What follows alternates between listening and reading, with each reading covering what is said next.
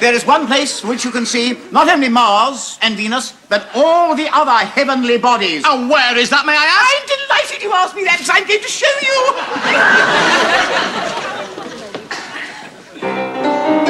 The stars at night are shining.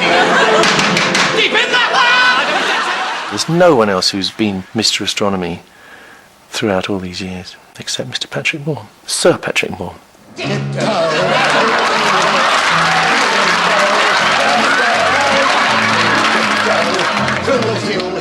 He was a great conveyor of enthusiasm and enjoyment.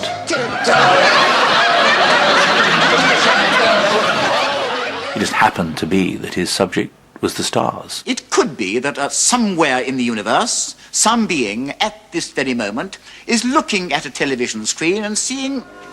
Well, good evening and welcome to the sky. Now pay attention because I've got my eye on you. He was a TV icon. You didn't watch the sky at night for the astronomy. Of course, you won't see Vega looking large because no telescope yet built will show a star. It's gone, anything except the point of light. Is it gone? Oh, no. Just as I got it on the crosswires, it blacked right out. How absolutely typical. There's nothing we can do about it. Patrick was a great eccentric, and he played on his eccentricity, and it's why I think he became such a household name. We've really exciting news. Halley's Comet has been sighted for the first time in over 70 years. Of course... People who had no interest in astronomy began to learn and become interested, and because of his own personality, they actually looked forward to seeing this crazy man on TV. Good evening. Well, I'm afraid Burnham's comet turned out to be something of a disappointment. Quite a number of people wrote in to me to say that they'd managed to see it all right, but it didn't really come up to expectations, and remember, I warned... Sir Patrick Moore was Britain's most famous astronomer. A much-loved eccentric, he was a fixture on British television since 1957. I can't, incidentally, resist quoting one letter. Watch from 12 o'clock to 5 o'clock in the morning. Meteors from the sky, none. From the wife, plenty. He inspired generations of astronomers, and I was one of them. He was also a prolific author, an accomplished musician, and a keen cricket player. I was actually hit for an 11. An 11? Yes. Wretched man hit the ball into the outfield. It went into a rabbit hole, and the fielder forgot to call lost ball. By the time it was found, they'd run 11. Born in 1923, Patrick became hooked on astronomy at the age of 6. An only child, he was educated at home due to a weak heart, and when war broke out, he lied about his age, faked a medical, and joined the RAF, serving with Bomber Command as a navigator. You were on active service in the war, weren't you? Oh, well, I pottered around, not doing very much. I claim to be the only pupil navigator who's pinpointed Bristol when he was actually over Norwich. War changed Patrick's life in several ways. His only girlfriend was killed in an air raid shortly after they were engaged. He never married. We were both 20. We had planned to have a son. He never got started at all. No, he no. would have been 60 now. How was it? Yeah. Yes. I'm a bachelor. And that really is why you're a bachelor to the Of third. course it is. Yeah. These things happen. You've got to make the best of a bad job. She's not there, and that's it. He never really got over it. He said that, there was never another woman for him, but he never wanted another relationship with a woman like that. He said, that was it. That was his one love, and he didn't want another. After the war, Patrick turned down the state grant he needed to take up a place at Cambridge. Whilst working as a teacher, he pursued astronomy in his spare time. You call yourself an amateur astronomer. I think a lot of people would say that you're being unduly modest. No, not a bit of it. My only role in astronomy these days, if I've got one at all, is that I do a bit of observing here and there, and I've written some stuff, and all I can try and do really is to try and egg on those people who can do far better than I can. Nonetheless, in 1953, he mapped the surface of the moon to produce the most comprehensive atlas of the time. It was Patrick's map which helped the Apollo astronauts to land on the moon. It was a guidance for the Russian space program as well. And so this amateur project that had its origins in casual sketches of the moon then became this shot in the arsenal for NASA and the Russian Space Agency to do their things. Patrick was very proud that the work that he did had this real fundamental importance in astronomy. In April 1957, Patrick was asked to front a new television series about astronomy, and the sky at night was born. Good evening. It was a great treat because it was only on once a month. Mercury and Venus and Mars are all so badly placed that, to all intents and purposes, they're out of view altogether. Patrick had a liveliness that just wasn't on a lot of television then. Jupiter's making quite a brave show, and you can see it in the southern part of the sky late at night. You felt you were members of a sort of secret society late at night, and Patrick was the head boy guiding us through everything. First of all, here's a globe to represent Uranus, and here's a globe to represent the Earth on the same scale. And you can see there's a very considerable difference. I have a vivid picture of Patrick staring very intensely out from the screen. And it was riveting. It was just absolutely riveting to say, you know, this is what you can see, and if you go out there, you can actually see this in the sky. Saturn never has been shown on direct television before. Of course, it is a difficult object. Please don't imagine that you're going to get as large and as detailed a picture as that very fine drawing that appeared in the Radio Times. Because that was a drawing, and it's a very different matter indeed from getting an actual picture on the screen. There it is, yes, and there is Saturn for the first time on direct television. You can see the ring. I was fascinated by astronomy as a kid, and I think really it came from seeing Patrick on the sky at night. It awakened in me this absolute joy of looking up into the night sky, which I still have. I still have this childish awe looking at the stars, and I actually decided that rather than be a train driver, I would be an astronomer. That's really what I wanted to do most in the world, alongside music. The Sky at Night started broadcasting at the dawn of the space age. For those like myself who were children in the 1950s, space travel was something futuristic, which really belonged on the cornflakes packet rather than anywhere else. And of course it was the Sputnik in 1957, which made this a reality, followed quickly by sending up the first people into space. You know, if I'd come on the air in 1957, when we did the first of these Sky at Night programs, and said that within 5 years I'd be showing you pictures of the first man to go round the Earth in orbit in a spaceship, well, I think you'd have regarded me as mad. He perhaps was born at the best time possible because he saw incredible development throughout the 20th century and the beginning of the 21st. Well, Patrick Moore, what did you think of that? Quite incredible. One thing we've got to bear in mind, I think, they were magnificent pictures. I'm not going to say they show us more detail than we've got from the orbiters, but they probably do. This has been a fantastic few decades in astronomy, and Patrick had the joy to be able to report on it all. We have a liftoff, 32 minutes past the hour. Liftoff on Apollo 11. The moon landing obviously was such a huge thing for Patrick, because there, his moon that he's been studying in his telescope all these years, suddenly there are people walking on it.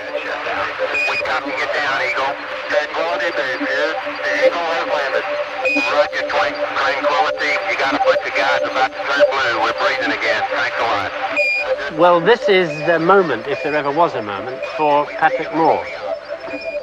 Well, I really feel absolutely overcome. I've lived with this idea all my life. Now that it's really happened, I can hardly believe it. No admiration can be too great for those magnificent men who have brought this strange, spidery module down on the moon. And this obviously is a moment that humanity is never going to forget. It's one small step for man, one giant leap for mankind. I think he was rather sad, as we all were, when the moon landings finished.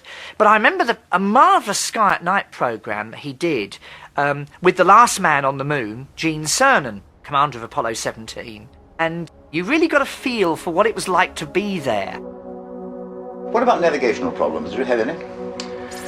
We studied, due to a great deal of your work, of course, on the mapping of the moon, we studied the area we were going to land so well that I really believe I knew it, at least from the air, from above, as well as I know my own backyard.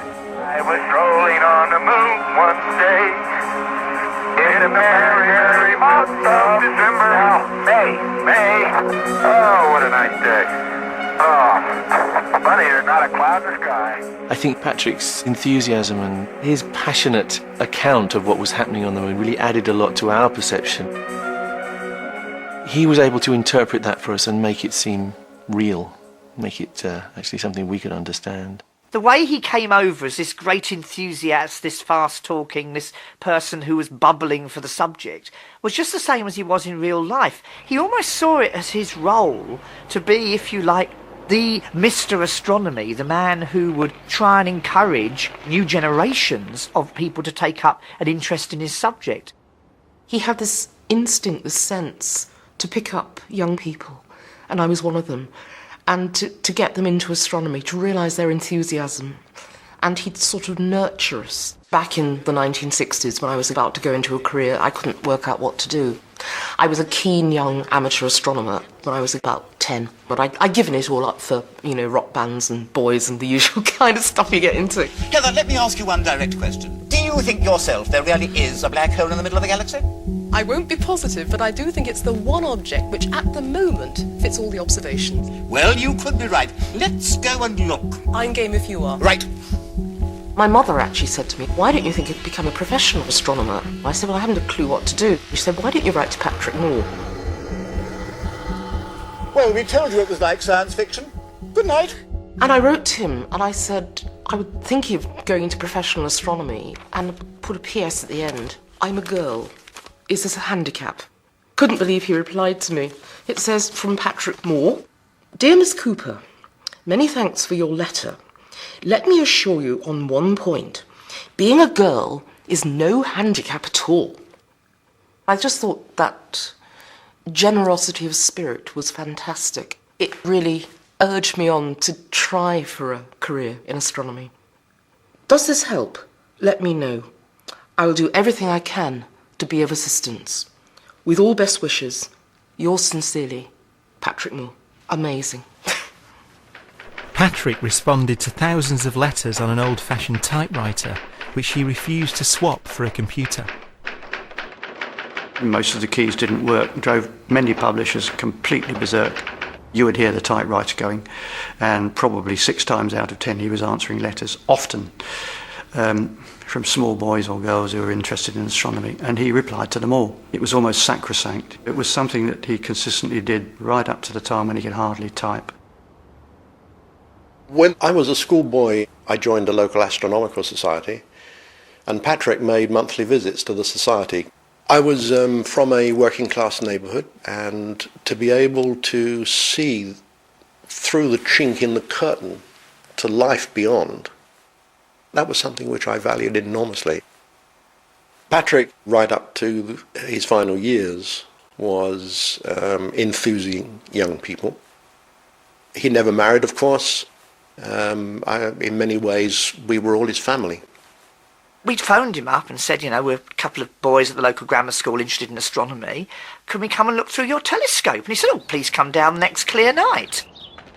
I was a very short lad and couldn't reach the eyepiece, and Patrick lifted me up to the telescope. And the very first thing I looked at through a telescope was the planet Saturn. And it was just so beautiful. I was just utterly transfixed. I'm walking along the rim of one of the most remarkable places in the entire world. This is Meteor Crater in Arizona, a huge gaping hole in the ground over 4,000 feet across. Just look at it. The Sky at Night was commissioned for only 3 programmes, but under Patrick it went on to become the world's longest-running TV series with the same presenter. The reason why people watch your programme is as much for you... Yeah. Oh, it is, Patrick. This It is your performance. Am I not right? Is it not the performance as much as what he said? Thank you. Because people are fascinated by the way that you tell them things.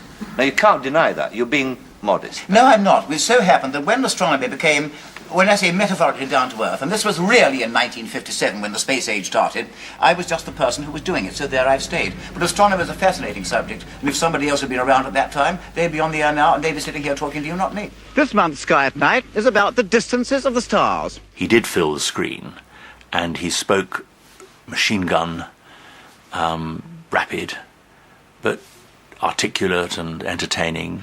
Will you please close one eye, doesn't matter which one, and then hold up your finger and line your finger up with my nose as you see it in the television screen. Got that all right? Now, without moving anything, use the other eye, and you will see that your finger is no longer lined up with my nose. And if you keep everything quite still and flick your eyes around like that, you will see your finger apparently flashing to and fro. It was the sheer quirkiness of Patrick that really invited people to want to watch him. Well, the tides, as you know, due to the influence of the sun and the moon. And when they pull together, as they're doing at the present moment, the pull is added, you see, and we get high tide. Granted that the forces are enormous, just how big are they? It's absolutely tremendous. There's no doubt at all of it. Also, the tides is the biggest natural force in the entire world. As a communicator, he was a supreme professional in that you could stand him up in front of a camera, ask him to talk without hesitation, deviation or repetition for 2.5 minutes about some subject. He could do this perfectly, convey a lot of information. He could do it even if it was some new discovery he'd only heard about a few hours ago. He was approached one morning by CNN to do a broadcast for them. They said, look, the person we were due to interview has dropped out. Would you mind doing an interview for us? And he said, no, not at all, not at all. And they said, how long will it take you to write the script? And he said, script? He said, I don't work from a script. But there is one world, apart from the Earth, where we can be quite certain... Patrick was a perfectionist, but the downside of that was if it all went wrong, he got terribly frustrated and started using somewhat loose language, shall we say, which had to be edited after the recordings. Look at all that sarcastic... Oh. Sorry. Blast and hell. When you watch yourself on television, one always sees one's own faults very clearly. I mean, mine, I know, I talk far too fast. I have to get things in. I realise this perfectly well. But it's no good my trying to slow down. I mean, this is just me. Now, a lot of people have been writing into the Sky Night asking various questions about astronomy. But of course, it is a fascinating subject. And a lot of people want to know, why don't we put the Sky Night on earlier in the summertime so the children could watch? Well, of course, we would put it on earlier. But we have to wait till it goes damn well dark before we do the damn thing at all. Patrick's character and style lent itself to impersonation. Welcome to the Sky Night. I'm a very bad impression of Patrick. He was often being copied by many impressionists and comedians, but I think it was the impersonation that Ronnie Barker did of him that was the one he loved. He really found that so funny. Patrick was always laughing about the orrery which they gave to the two Ronnies to do the sketch. They apparently broke while doing the programmes. I'm sorry to have to inflict myself on you like this, but Patrick couldn't be here tonight, so he asked me to step into his shoes. And why not? He's always wearing my suits. So here I am, and he asked me to apologise to you for not being here, but he had to go and show his telescope to the local townswomen's guild. If they like it, they're going to knit him a cover for it. Well, I think that you can both be prepared to sit up and gasp in amazement because I happen to own the ultimate in telescopes, perfected after years of research. Can we see it, please? Of course you can. Yes. You just cast your eyes over that. The ultimate in telescopes? Oh, yes. A very fine piece of equipment. Of course it is. I'll tell you something, on a clear night with that, I can see the bottom of the bed. Many people, Patrick, might label you as being an eccentric. Would you object to that? Not in the slightest, I'm sure it's perfectly true. Is it a condition that you approve of? Yes, I think it probably is. It's awfully difficult to tell, you know. I mean, does one nut think another nut is a nut or not? It's an interesting psychological point. There's something there, you know, for the psychiatrist to work out, and no one can be nuttier than they are. The eccentricity was something that he played on, but I think also it made him a very lovable character. Although having the monocle was something which he had, obviously, ever since he was a boy, it added to the air of interest about him. What about the real eccentrics, the flat earthers and the people like that? I mean, how do you feel about that? I have the very greatest sympathy for them, I may say. And after all, don't forget, many, many years ago, there was a man named Copernicus. And Copernicus said, the sun does not go round the earth goes round the sun. And everyone said he was a crank. But of course, the earth does go round the sun, at least I think it does. What does that mean, actually? That means, how are all you? I am very pleased to see you this afternoon. How did you learn these languages? These languages have been a gift sent from me from the actual people. Patrick's talking to this man who's speaking Venusian to him, and Patrick is apparently taking it very seriously, and he's being very polite. But Patrick was always very dismissive of anything which isn't pure science. One of these small spheroids chased us through the copse, virtually, and we tried in turn to chase it, and it just went along there at a terrific pace. This was no bigger than a soup plate. Must have been a robot eye or a brain beacon, a thinking beacon, which is sent down from the cloud. I may well be missing something. I wonder.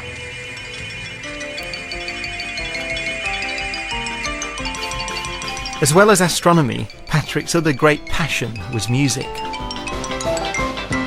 Patrick was a very good musician. You can see his xylophone playing, he's no fool, piano playing as well. Talking about a man who probably could have made that his profession if he'd wanted to, but his passion for astronomy just overtook everything else.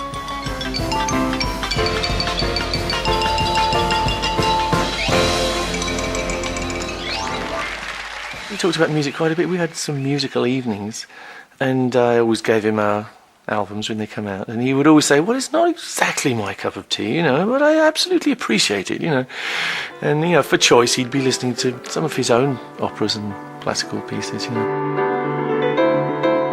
Although he continued broadcasting, in his late 70s, arthritis forced Patrick to give up the things that he loved, playing music and using his telescopes. Patrick had this incredible fast mind that was racing, and yet the body was slowly deteriorating. And it was so sad for those of us who knew him well to see this person who was so full of incitement and vigour still in a body that was just decaying around him. As he got older, he could find humour even when he was really poorly. You've seen Halley's Comet both times, haven't you? When he was on Have I Got News for You, he thought it was quite amusing to butt a bit of humour.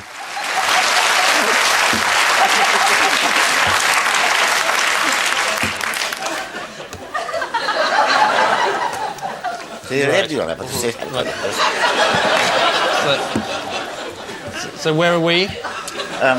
There's the sun, right? What's happened to Uranus? Patrick is always seeing the joke before they do, effectively sort of caricaturing himself. Do you still need therapy? He even did it for me. He did adverts for the air guitar collections, which I do, where he actually plays air guitar and gets into it and does this, No strings attached. I think it was really great quality.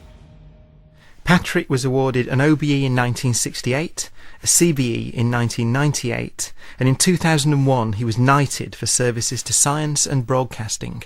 When he got the letter from the palace, he was just so thrilled. And then, of course, to get the BAFTA award as well of the same year, and presented by Buzz Aldrin, the second man on the moon. I mean, this was such a thrill for Patrick.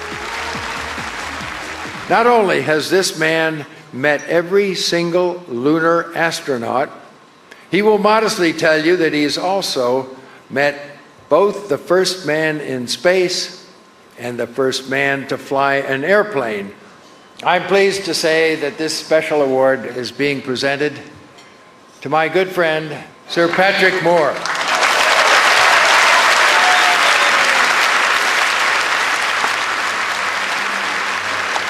Thank you so much. I must say, I feel really overwhelmed. There are so many people here who've done so much more than I have. After all, I have merely done some commenting. I did help, I suppose, in mapping the moon, but I have a sort of feeling that Buzz knows a bit more about the moon than I do. All I can say is, I don't think for one moment I deserve this award, but I am more than grateful. All I can say, therefore, is thank you very much indeed. It's been one of my great days of my life. Thank you. Although a much-loved figure, Patrick was not afraid of controversy. He was drawn to politics but never stood for Parliament, stating he would make a poor candidate because he always said exactly what he thought. He was incredibly patriotic. I'm sorry to say that he was also slightly anti-foreigner in some of the things he said. But he was always somebody who was very passionately doing whatever he was doing. Patrick wanted to see three things during his life. Flaming things struck. Each a once-in-a-lifetime astronomical event. Halley's Comet, the transit of Venus across the Sun, and a total solar eclipse from Britain. Patrick had seen eclipses from all over the world, from Yugoslavia and Siberia in the 60s, and at sea off the coast of Africa in 1973. Obviously, one trouble is the fact that the boat's going to be swaying around. How will you cope with that? We made a homemade device from wood, which is based on the pivots, so it'll move in both directions. It looked to me as if you were balancing the camera on your teeth. No, strictly speaking, it was on my nose, quite hard on my nose, like this. As the time drew near, the light began to go down very rapidly. Within a few seconds, the whole ship was plunged into darkness. And there's the corona, and there's a brilliant prominence to the side of the sun. This is incredible, the best corona I think I've ever seen in my life. Well, that was a breathtaking sight. In 1927, before the age of television, England saw its last total solar eclipse. And now we can bring you our first total solar eclipse from British soil. The day before the eclipse, it was a beautiful sunny day, and we had this wonderful program set up, and then the day of the eclipse we awoke. The weather was awful. Patrick was pounding around like a bull with a sore head. His producers tried to persuade him to see the eclipse from somewhere where he would definitely see it, like Turkey or where it would be, but he wanted to see it from England, his own country. I must admit, I'm excited, because I've been looking forward to this eclipse now for the last 70 years. All we need now is for these wretched clouds to clear away and give us a nice, clear sky. Luckily, the BBC had seen fit to have an aircraft getting pictures from space. On the whole, at the moment, I feel some really rather a gloomy scene, but don't give up yet, one never knows. It could still clear, and there's a slight lightening of the sky over there. And there is the crescent sun, and we've just had our first glimpse of the eclipse. And the cloud is there, it's drifting, and not very long to go now. Oh, clouds, keep away, please. And then there's totality, the diamond ring, and there the lovely corona. And that is the sight of a lifetime. From down here, sadly, we are still under total cloud, and we're missing it. That was so sad for Patrick, but it was an awful lot of fun to do because he kind of could see the funny side, even though he was bitterly disappointed. So at least we have been through the last English total solar eclipse of the millennium. Here at my observatory in Sussex, the weather is absolutely perfect. One of the rarest events in the solar system is the transit of Venus across the sun. Now we know the transit is about to start. Nobody has ever seen one before because there hasn't been one in any of our lifetimes. So it really was something rather exciting. There's Venus now, just first contact, a tiny notch, and there's no mistaking it now. This really is a one-off. It will always be one of my greatest memories of Patrick. There, is that the black dot there? Yes, that's it. It was a perfect day, beautiful blue sky. Soon as the transit was over, it clouded over. So we had a gift from God, really, that day. And so, from Brighton, where the sky is now completely overcast, good night. Patrick lives on in the minds and the memories of the people that he affected. Patrick's legacy is that he changed a lot of people's lives. And so it's glad to know that Halley is on its way back. The Wanderer has returned at last. Good night. Possibly the most generous man I've ever met in my life. I miss Patrick as a friend. Such a kind and beneficent friend. And an inspiration. What about the 80th anniversary of the Sky at Night programme? Will my successor be able to talk to you from a space station or the surface of the moon? Quite possibly. And of one thing we can be quite certain. Whatever happens, it's going to be exciting. Good night.